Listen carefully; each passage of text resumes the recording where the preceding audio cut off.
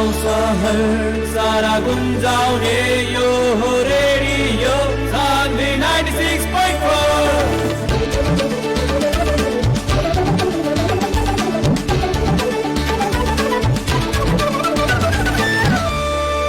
Radio Sandhi 96.4।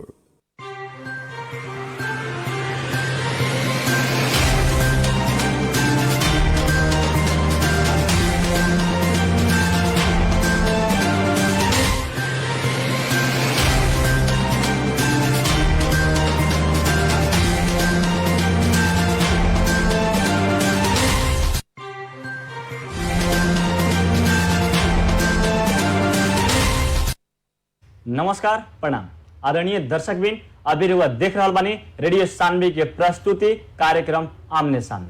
कार्यक्रम आमने सामने के साथ हम कार्यक्रम प्रस्तुता विशाल यादव रौरा लोगिन के साथ उपस्थित हो चुकल बानी।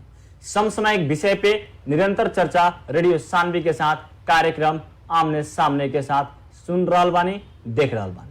और आज हमने विशेष फोकस करम सन देवताल गाँव पालिका के लेकर के। देवताल गाँव पालिका में कुछ दिन पहले संपूर्ण निर्वाचित वार्ड अध्यक्ष जी लोग धरना में बैठे जात रहने, ना बैठनी लोग कारण का रहे। ओकरा बाद में अभिन के अवस्था कैसा रहल बाटे देवताल गाँव पालिका के 2 दिन 3 दिन पहले सुने के मिलल बाटे। 2 दिन पहले जो वहाँ के शिक्षक लोग के हटावल गइल बाटे, सरुआ कइल गइल बाटे, वहाँ के विद्यार्थी भी आंदोलित रहल बाटे, तालाबंदी भी भइल बाटे। एकरे विषय में आज हमनी देवताल गाँव पालिका वार्डा नंबर 1 के वार्डा अध्यक्ष अरुण कुमार सिंह जी के अपनी स्टूडियो में उपस्थित करेले बानी सन और वहाँ के जसपा पार्टी के संघीय परिषद के सदस्य भी रहल बानी। अरुण कुमार सिंह जी वार्ड नंबर 1 के वार्डा अध्यक्ष बानी। कार्यक्रम आमने सामने में अरुण सर के स्वागत करे चाहे। स्वागत बाटे सर कार्यक्रम। धन्यवाद जी। क्या हो रहल बाटे अभी? जनता के सेवा जी, यानी कि जनता के सेवा में निरंतर बिल्कुल लागल बानी। जी जी। कब तक जनता के सेवा हुई? नया नया अभी लहर बाटे तबे तक होई कि हमेशा 5 साल खातिर जनता के सेवा ही? अब देखल जाओ हमनी के तो अनलिमिटेड समय बा। बाकी लोग के जैसन की निर्वाचित बानी तो सेवा, नन निर्वाचित पर फिर अपना काम में जी बिल्कुल ना। हमनी का एगो माने पूरा अपना समाज की सेवा के अपना के मुख्य पेशा बना के हमनी का काम करता नहीं और वही अनुसार आज वो कर रहा बानी। पहल का बार हुआ निर्वाचित भेल बानी जी अपना वार्ड? जी बिल्कुल। कुछ दिन पहले अपन के पालिका में जौन सब वार्डा अध्यक्ष जी लोग घोषणा के रहनी, कहले रहनी जे हमनी धरना में बैठे से। धरना में ना बैठने लगा। धरना में बैठे के कारण का रहे आ ना बैठे के कारण का बाटे जे ना बैठे? देखल जाओ में क्या बाकी गांव पालिका के स्थानीय तह सदस्य निर्वाचन की समाप्ति का बाद में शपथ ग्रहण के बाद में कार्यपालिका के 1-2 बेर बैठक वैसन भई रहे, जौना में कोई कर्मचारी के हटावे के या राखे के या म्याद थप करे के या ना थप करे के वैसन कोनो विषय वस्तु चर्चा परिचर्चा ये सब कहीं कदापि ना रहे आ न कोनो आधिकारिक रूप से निर्णय रहे। एकाएक हमनी का निर्वाचित वार्ड अध्यक्ष एगो कार्यपालिका के सदस्य भी बानी, एकाएक सामाजिक संजाल पर देखता नहीं कि मतलब संपूर्ण लोग के म्याद समाप्त कर देहल गए। देवताल गांव पालिका में कार्यरत संपूर्ण लोग के म्याद समाप्त कर देहल गए। फिर ओकरा बिहान 1-2 दिन का बाद में सुनता नहीं कि एमे से कुछ आदमी के म्याद थप कर देहल गए और बाकी लोग के फिर ना कर देहल गए।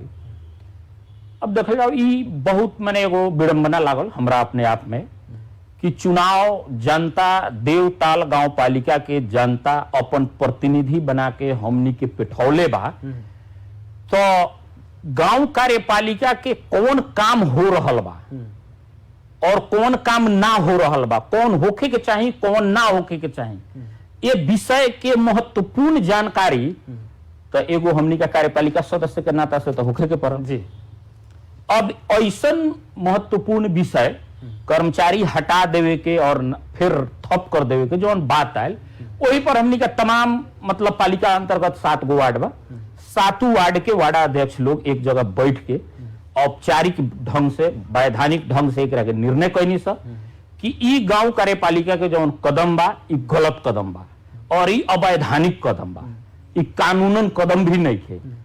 कर्मचारी राखे ना राखे वाला विषय पर निर्णय अकेला एगो प्रमुख प्रशासकीय अधिकृत सिग्नेचर से सबका के झाड़ देवे के, सबका के राख देवे के, एक हमनी का सख्त विरोध करे के पड़ी। यही काम के हमनी का होते का विरोध करनी, एक चीज के विरोध करनी और हमनी का इहो कहनी कि जितना कर्मचारी पहले से बा ओकरा के पुनः अपना अपना काम में लगावे के रहुआ लगन सूचना फिर सार्वजनिक करी और ओकरा के काम में लगाई। प्रमुख प्रशासकीय अधिकृत जी के ज्ञापन पत्र दिया, उल्हा लोग का भी कहल गई ठीक बा, हमनी का पर विचार करम। ओकरा 2-3 दिन का बाद में हमनी का जब उन्हें से जवाब रिप्लाई ना आयल तो हमनी का धारणा में जाए के निर्णय लेनी। धारणा में जाए के जब निर्णय लेनी सर तब लगले उन्हें से जवाब आता है कि अपने लोगों के अध्यक्ष जी के अध्यक्षता में बैठक रख के वही विषय पर बतुआए के बाद वो कारण से हमनी का धारणा में ना गईनी और छलफल में गईनी। छलफल में गईनी तो छलफल में ये बात सकारात्मक भयल बात कि चली ये विषय के पूर्ण कार्यपालिका के बैठक से हमनी का एक के बैठ के समझ के एक के जे करे को हो कल जाए। इससे हमनी का होती जुका धारणा में ना गईनी सर वो बैठक कार्यपालिका के आगामी बैठक बुला करके समझल जाए। वो फिर आगामी बैठक भल, अब विडंबना ई बा कि वो बैठक में ई भइल जे अब आगामी बैठक में एकरा के समझल जाए। ओकरा बाद में भी एगो कार्यपालिका बैठक भइल, ओहो बैठक में ई बात आ गल जब एहू बैठक में ना एकरा के आगामी बैठक में हमनी का समझल जाए। ई विषय अपने आप में कहीं ना कहीं संपूर्ण कार्यपालिका सदस्य लोग के मान मर्दन अपमान कैल उचित और जायज बात के भी एगो ना सुन रहल जैसन के व्यवहार लौकली। एक चीज से तो हमनी पीड़ा में बानी और ई जौन कहनी है कि धारणा ना भयल ई आंदोलन फिरता नहीं खेले हल गए, ये स्थगित बा, तत्काल स्थगित बा। अभी एवं प्रक्रिया से यही से चलते रही तो ये आंदोलन फिर हमनी का संपूर्ण वार्ड अध्यक्ष लोग बैठ के शुरू हो सकता। यानी कि बहुमत के सरकार बाटे देवताल गांव पालिका जी बा, प्रशासकीय अधिकृत के कारण लोग आंदोलन करे, लोग के मांग पूरा नहीं होकर तो बयान भैया के दिन में बहुमत के भी सरकार बाटे, लोग के पालिका अध्यक्ष उपाध्यक्ष लोग ही पार्टी एकदम सब जसपा नेपाल के बाटे जी। अगर बिहान भैया के दिन में कोनो ऐसा गलत व्यवहार होता टेर उनके पालिका के साथ है या जो भी तो ओकरा के विरोध करम लगन, धरना में बैठल लगन, जैसन कदम उठावे पड़े वैसन कदम उठाएम लगन उठाएम सब। विशाल बाबू एमे हमरा और एगो विडंबना ई का देख रहल बानी कि नेपाल एक तो लोग कहेला नेता के जे नेता औंठा छाप बा, कानून ना जानता ना और ई नहीं बुझे सकत, लेकिन नेपाल सरकार के लोक सेवा आयोग पास कईल व्यक्ति भी कानून कैसे ना जानता ये विषय के ई सब रवैया देख के तो हम अपने आश्चर्य में पड़ गए कि ये देश के भविष्य का होई, कहां जाई ये देश। जौना देश ला जौना मदेश ला हमने ऐसा सैकड़ों लोग शहीद हो गए, हजारों लोग अपांग हो गए, लाखों लोग माने ओकर काम अस्त व्यस्त हो गए। ये हमने के देश के सुंदर व्यवस्था बनावे लग कैले रहे हैं। सुंदर व्यवस्था के अंतर्गत ई लोक सेवा आयोग के परीक्षा लेकर के वो लोग के राखल जाला। अब उहे लोग कार्यपालिका के बिना निर्णय के कोनो निर्णय आगाड़ी बढ़ जाई आ वैसन काम उ लोग कर रहल बा, ऐसे ई बहुत ज्यादा हमरा ला ना हमनी का ई पूरा समाज ला, ई पूरा मदेश ला, पूरा देश ला ई बिल्कुल बिल्कुल दानिमन बात बा। और ओइसन जान जान के गलती करावे वाला रास्ता में जनप्रतिनिधि के ले जाए वाला कर्मचारी के कानून में देहल हद समय के कार्रवाई करे के पड़ी। यानी कि प्रशासकीय अधिकृत के कुछ गलती के कारण कुछ ना पूरा प्रशासकीय अधिकृत के तो गैर जिम्मेवार बात का निकलता है क्यों तो हमनी का टिप्पणी उठा करके और झाड़ दे हम सर रख दे हम सर। यानी कि प्रशासकीय ना विशाल बाबू सुनल जाओ, प्रशासकीय अधिकृत के जो रवैया बा गैर जिम्मेवार बात करे के टिप्पणी उठा के हमनी का रख सकतानी हटा सकतानी जो बात आवता माने what do you mean by टिप्पणी, टिप्पणी का हो, टिप्पणी किसे कहते हैं टिप्पणी भने को के हो? सरकार टिप्पणी उठाएर चल्ने हो? माने हम अगर पूछल जाए उनकरा से, प्रशासकीय अधिकृत से, कि टिप्पणी के निर्णय से सरकार चलेला कि सरकार का निर्णय में टिप्पणी रहेला? स्थानीय सरकार संचालन ऐन 2074 में ई व्यवस्था बा कि ई संविधान के तहत ये देश में 3 तह के सरकार बा। ये सरकार के बोर्ड के माने अवस्था हुदा हुदई माने भइला पर भी उस सरकार के निर्णय करे वाला चीज के टिप्पणी उठा के तू हम हई चीज कर दे चाहे कोनो चीज कर दे तो सरासर मतलब गैर कानूनी अभिव्यक्ति बा, सरासर मतलब गैर वैधानिक चीज भाई। एक चीज से एगो देवताल गांव पालिका के ही कर्मचारी या उतही के कानून व्यवस्था या उतही के जनता ना ई व्यवस्था जब देखी छर छिमेक के पालिका सब ओहू में ओकर मतलब ई गलत नजीर ओकरा में बैठ जाए। ऐसे ई सब लोग के कार्रवाई कईल सरकार का अत्यंत जरूरी बा कि सरकार के बोर्ड जब बढ़ले बा, बोर्ड निर्णय करे वाला, हटे वाला, हटावे वाला, राखे वाला, माने ओकरा के छनौट करे वाला सारा चीज के आधिकारिक चीज जब बा में टिप्पणी के बात कहां से आई?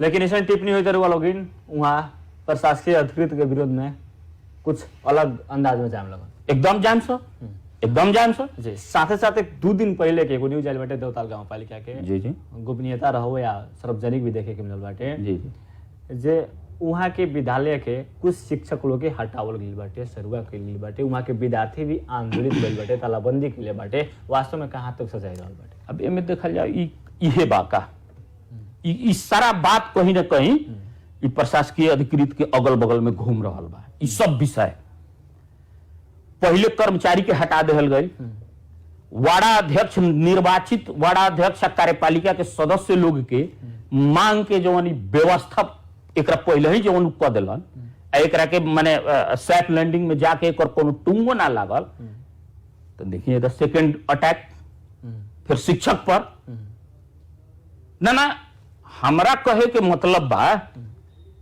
कि जनता हमरा के चुनाव जितौले बा, वो अपन रोजी रोटी बर बीमारी दुख सुख सब के गारंटी हमरा के देले बा जी। हमनी ऐसन वो कार्यपालिका में जितना निर्वाचित लोग बा, मेयर से लेके वार्ड सदस्य तक ले, वो संपूर्ण लोग के जिम्मा में बा वो पालिका के भविष्य ना वो सब भविष्य के धरोहर विद्यालय शिक्षा।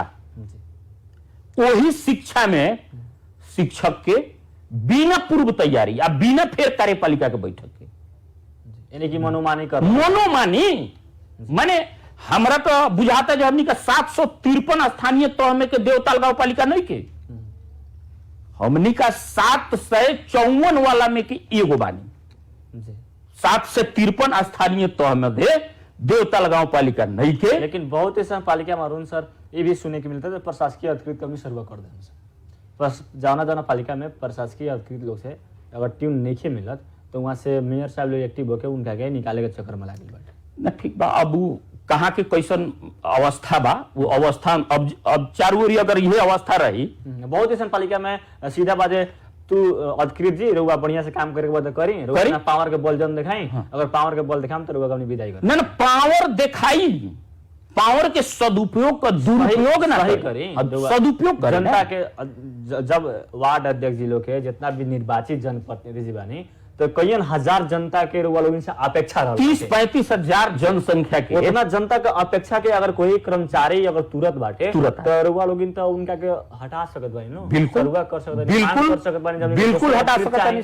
अब हटावल जाई तो वे करे के पड़ल, अब हटावल जाई। जन कोनो ऐसन रुआ लोगन के पालिका में गलती हुई चाहे कुछ भी हुई तो आम जनता रुआ लोगन खोजी, प्रशासकीय अधिकृत ना खोजी। आम जनता तो रउरा लोगन के निर्वाचित कइले। हाँ रउरा बिल्कुल लोगन के। एकदम सही जब बात। प्रशासकीय अधिकृत रउरा लोगन के साथे गलत व्यवहार करत बानी तो रउरा लोगन के दायित्व बनता रउरा लोगन उनका के हटा सकत बानी, एकदम। जनता के हक हित में रउरा लोगन काम कर सकत। एकदम हमनी जनता वही के जो मांग में बानी, वही ला हमनी जितला ही बानी, उहे चीज हमनी उनकरा के कहतो बानी, लेकिन ना जाने उनकरा कहां से कौन शक्ति मिलता, उस शक्ति के या तो कहे के पड़ल, वही शक्ति से हमनी बात करब, आ ना तो उनकर अपन शक्ति जो देखावत रहन, ई शक्ति उनकर तो कब तक देवताल गांव पालिका नियोलता में रही? अब जनता तो बहुत ऐसा पालिका में तो गांव सभा नगर सभा अभी तक कौन न कौन लफड़ा से रुकल बाटे, बहुत ऐसा पालिका में सफल भी बाटे। अब बजट चले के सकल, कहीं प्रशासकीय के लफड़ा तो कहीं बहुमत के सरकार के लफड़ा तो कहीं एगो ना एगो लफड़ा रही रहल बाटे बहुत ऐसा ये सारा लफड़ा से जे लखा हम तो अपना देवताल गांव पालिका के संपूर्ण देवताल वासी देव रूपी वासी बा, वहां के साक्षात देव बा।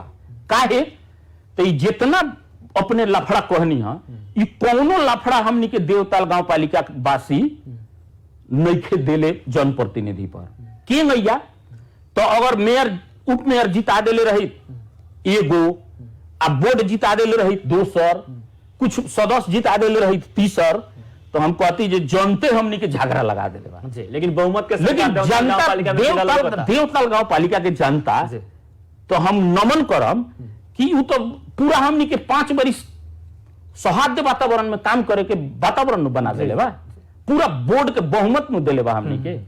ये बोर्ड के बहुमत होते हुए भी ई एगो प्रशासकीय अधिकृत के ई सब नौटंकी से ई जितना काम आज हो रहल बा, शिक्षा में अटैक, कर्मचारी पर अटैक, कार्यपालिका सदस्य के ना कुछ बुझे के, वार्डाध्यक्ष के ना कुछ बुझे के, तो कब तक देवताल गांव पालिका ना बुझियन प्रशासकीय अधिकृत जी, वार्डा अध्यक्ष कुछ ना बुझियन, मेयर साहब के कुछ ना बुझे प्रशासकीय अधिकृत जी, तो कब तक ये अनुयलता में देवताल गांव पालिका हुए प्रशासकीय अधिकृत रखले रही अपना लगे? बहुत जल्दी अपने का सुने के मिली कि या तो लाइन में आके काम करे लगी हन, आ ना तो अपन स्टेशन से अपन ट्रेन पकड़ियन, जहां उतरे के बाद तहां चल। जनता के जौन अपेक्षा बाटे, जनता जौन विश्वास लेके रुआ लोगन के निर्वाचित के लिए बाटे, वो जनता के विश्वास के रुआ लोगन कहां तक राखे?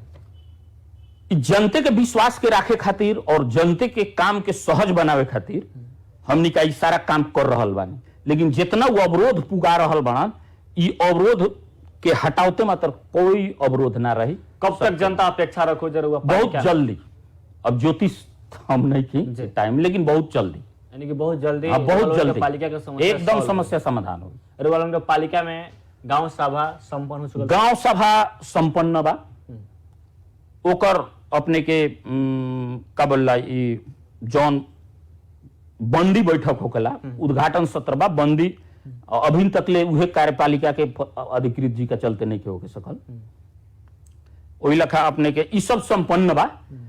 बाकी काम सब ठीक बा। अभी तो कोई भरखर आब के जो आर्थिक वर्ष के प्रथम महीना के थी बा, तो एमे अब आर्थिक कारोबार वैसन कुछ नहीं, लेकिन जितना भी कार्य रुकल बाटे वो सब वहाँ के प्रशासकीय अधिकृत के चलते रुकल बा। लेकिन ओकर भी निचोड़ रुकल, लेकिन बहुत जल्दी बहुत जल्दी हमने निकाला। और प्रशासकीय अधिकृत जी अगर सही रास्ता पर आवत नहीं तो सराहनीय बात बाटे, आगे चलाई, मिल के चलाओ, अगर वो नहीं आवत तो रुआ के विदाई भी कइले, सीधा बात, सीधा बात। अरुण सर, जनता बहुत अपेक्षा के साथ में रुआ लोगन के निर्वाचित के लिए बानी। जनता बीतल समय से अभी तक ले बहुत परिवर्तन में बानी, चाहे परसा जिला के फाइल उठाई, चाहे बारा जिला के फाइल उठाई, जनता हर ठाव में परिवर्तन के लिए बानी। कहीं कहीं जे बढ़िया काम के लिए बा, जनता के साथे जे अच्छा काम के लिए बा, दोबारा जनता मौका दिले बानी, या कौना हिसाब से जनता मौका दिले बानी जी।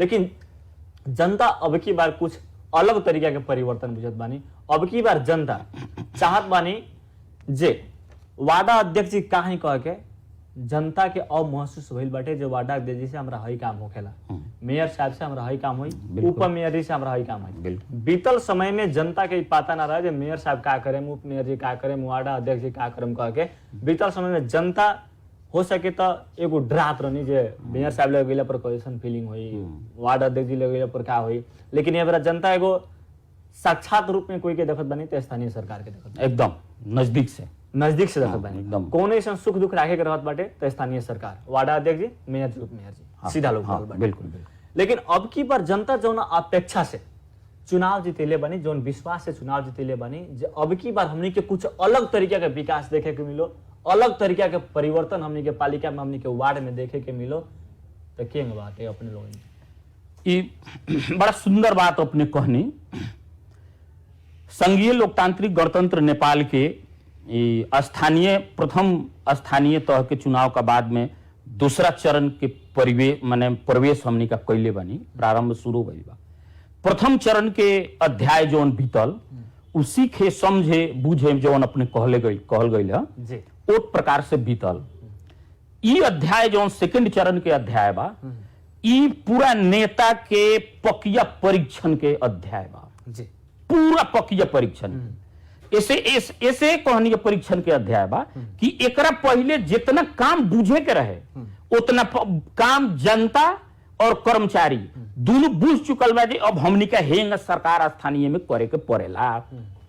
तो अब ई बुझल सूझल सोच भइल परिपक्व मैचुरेट समय में हमनी का आज निर्वाचित भइल बानी सर। ये मैचुरेट समय में अगर फूंक फूंक के आ जनता के हरेक बात के कांध पर सर पर अगर राख करके हमनी ना डेंग उठाओ तानी ना चलो तानी तो अब हमनी नेता का बिहान गांव में जाके वोट मांगे खातिर 5 साल में हम सीखते रह गए नहीं इतना नया व्यवस्था लगा हम का करी एक बेर और जितावल जाओ जो हम बढ़िया से करब। ई बात कहे लायक हमनी का लगे अब समय नहीं थे, बहाना अब नहीं थे, अब बिल्कुल बहाना ना चली। अब बहुत ऐसा पालिका में तो अभी कहीं बहुमत के सरकार नहीं थे तो 5 गो नेपाली कांग्रेस तो 7 गो नेकपा एमाले तो 4 गो कोनो पार्टी अन्य पार्टी। हाँ जी जी जी। लेकिन वहां थोड़ा एगो विकल्प लोग बाटे जो हौ लोग हमारा बोर्ड पास ना होके दलक लोग तो हई हो 20 गो बहाना जी, जी, वहाँ लेकिन चल जनता वो भी खोजी। जब रउआ जब पालिका के अध्यक्ष बानी तो समस्या के सॉल्व करेगा बा रउआ नेतृत्व राउर एकदम जिम्मेदारी। बिल्कुल। हाँ लेकिन जौना पालिका में बहुमत के सरकार रहल बाटे, देवताल गांव पालिका में बहुमत के सरकार बाटे, पर्सा जिला में बहुत ऐसा पालिका में बहुमत के सरकार रहल बाटे, बारा जिला में भी बहुत ऐसा पालिका में बहुमत के सरकार रहल बा। जहां बहुमत के सरकार रहल बा तहां तो बहानबाजी कोनो बिल्कुल ना चली। नेता का 24 घंटा 365 दिन काम करे के पड़े। यानी कि रउरा पालिका रउरा वार्ड के बात करें वार्ड नंबर 1 में, वार्ड नंबर 1 के जनता जितना भी वहाँ के जनता बानी चुनाव जीतला के बाद में, चुनाव जीते से पहले पक्ष विपक्ष रहेला, चुनाव जीतला के बाद में पक्ष विपक्ष पता ना लागेला जैसा ना चुनाव जीतला के बाद में अगर विपक्षी लोग बहुत ऐसा पालिका में बहुत ऐसा वार्ड में अभी ऐसा कंप्लेन सुने के मिल गए जो वार्ड अध्यक्ष तो ठीके बने, मेयर साहब तो ठीके बने, लेकिन वहाँ के लगे रहे वाला 5 आदमी बहुत खराब बाटे लोग। वार्ड अध्यक्ष लोग कहत बने हियाँ चली तो हियाँ आई करी तो हियाँ उनकर काम नहीं करेगा तो नहीं करेगा। ऐसा भी अब प्रश्नवाचक चिन्ह निर्वाचित जनप्रतिनिधि लोग लाग रहा बाटे। वैसे अगर फेल्योर नेता के काम जौन जेमना नेता में नेतृत्व के क्षमता के अभाव बा आ उ नेता के जनता अगर भावना में बह के स्थापित कर देले बा तो उ तो 5 आदमी कथी उ करे तो 2 आदमी रही तो 2 आदमी के पीछे पीछे घूम जाई। यानी कि जेकरा लगे सेल्फ डिसीजन नहीं खे वो व्यक्ति वो एकदम 2 आदमी के राइट लेफ्ट आदमी वो आदमी जो डिसीजन दोनों पखुरा में हाथ लगाई जेने मन करी ओने ले जाई। यानी कि जेकरा लगे सेल्फ डिसीजन कहीं ना जाई, जे पढ़ा लिखल शिक्षित व्यक्ति बाटे उस सेल्फ डिसीजन करी जनता बोल्ड निर्णय बोल्ड। अब की बार रउरा अपना वार्ड में कैसन कैसन योजना रखले बनी निर्वाचित योजना वार्ड में देखल जाओ परंपरागत एगो शैली के जौन विकास बा न उससे तनका ऊपर उठे के हमार विचार पहले ही से परंपरागत शैली जैसे कि सड़क बनावते चल गए लोग, ढालते चल गए लोग, केहू पियलक तो पिच कैलक, केहू ईटा बिछौलक, केहू ढलान कैलक ना। सड़क के ढलान भी प्राथमिकता में रही लेकिन पहिलका में ना रही। प्राथमिकता में पहिलका रही शिक्षा और स्वास्थ्य। अगर अपने के शिक्षा के रोड अपने के घर घर तक ढलान चाहे पिच हो के पुग जाए तो अपने के पूर्वाधार के विकास जो भौतिक पूर्वाधार टाइप के जो विकास बा ये ऑटोमेटिक अपने के आकाश छुए लगी। संपूर्ण लोग जब शिक्षित हो जाए या ना संपूर्ण लोग होके सके, अधिकांश लोग शिक्षित होके लागे, वैसन योजना रहे तो उ बुझल जाओ कि ओकरा जीवन के मार्ग के निर्माण के उ काम बा। तो हमरा में विद्यालय अपने के प्राथमिकता में बा। वार्ड में जो एगो विद्यालय बा, स्वास्थ्य चौकी बा, ओमे प्रत्येक लोग के स्वास्थ्य के तमाम ख्याल, केकर स्वास्थ्य हमरा वार्ड में कैसन बा, कैसे दवाई के आदमी कथी के दवा खाता, अगर जे ज्यादा गरीब बा नेपाल सरकार के द्वारा दवा ओकरा किने के उ छूट माने नहीं के भी, तो ओकरा के हमनी का हम अपना वार्ड से वैसन लोग खातिर दवा कीन के भी ओकरा के देवे के ये योजना हम अपना माने एथी में रख ले बानी। हाँ, हमरा हिसाब में सब चीज बा।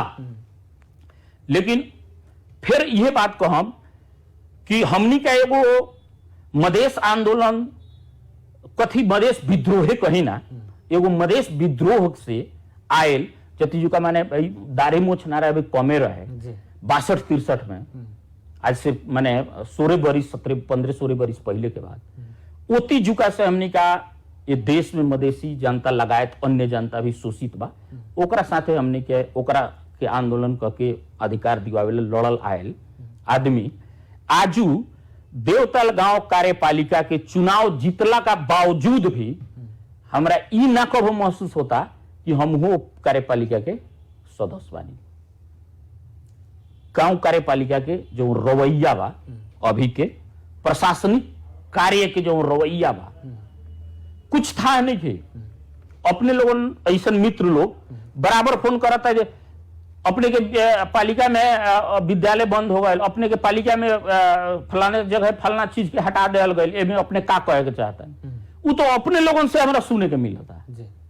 जबकि ये चीज हमरा ओतहा बैठ के छलफल करे वाला है और हमरा खुदे जाने वाला चीज है। इसे थोड़ा देवताल के रवैया के सुधार करे के पड़ी और ओकरा के अगर सुधार कइल जाए तो एहू सब में सुधार होई जैसा हमरा लगा था। यानी कि देवताल गांव पालिका में अब की बार बहुमत के सरकार कुछ परिवर्तन करी बिल्कुल करी। एगो अलग प्लेटफॉर्म में एकदम आम जनता। हाँ। शिक्षा में जहां तक बात करनी है, शिक्षा में कौन कौन ढंग से परिवर्तन करे के प्रयास में? सबसे पहले तो शिक्षा में जौन शिक्षण सिकाई के गुण जौन बा शिक्षक लोग में जीर्ण हो चुकल बा। मतलब तालीम के अभाव में ओकरा के मतलब एगो ना ओकरा घर में कोनो चीजो चकुओ रहेला तो कितनो महंगा रही धो दे हम आप सान ना लगाए तो बहुत आया हो जाए, उसे कुछो ना काटे।